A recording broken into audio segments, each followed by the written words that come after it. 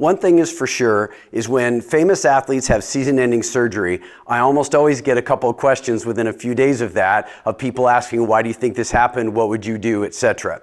Now, when we are talking about a famous athlete, none of us have any idea other than what information is public. So we're clueless to a certain degree, but there are clues if you look for them. First of all, an ulnar collateral ligament tear almost always happens at ball release when they're out here. It can also happen at this moment in time as their body starts to accelerate forward. It's always one or the other. Now, when you're trying to figure out which it is, some of the clues you can look at are what other little injuries has this person had before? Well, one of the other injuries this person had before was a stress on the back of the shoulder.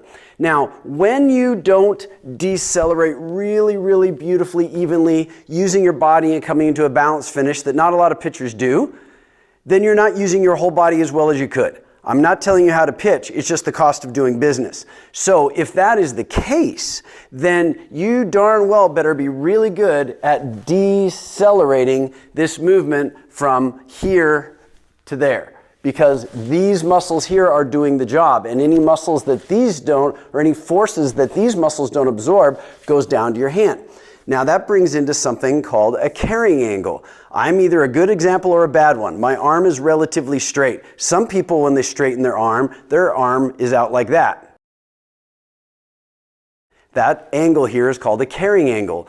When your arm is bent, there's no stress on the carrying angle. But as the ball leaves your hand, your arm is straight. So if you have a carrying angle and you don't decelerate, you kind of snap it like that, you're putting a ton of stress on the inside of the elbow where that ulnar collateral ligament is. So if you are one of those pitchers who stays pretty tall through their finish, or they really don't use their body and come to a nice balanced finish, those pitchers really have to emphasize deceleration mechanics so they don't have these sorts of things happen again. These are not separate injuries. These are separate pieces of evidence that the deceleration forces are too high for the structure that's throwing them. Hope that makes sense to you. If you have any issues with the throwing arm, send me a message. I'll be happy to help you.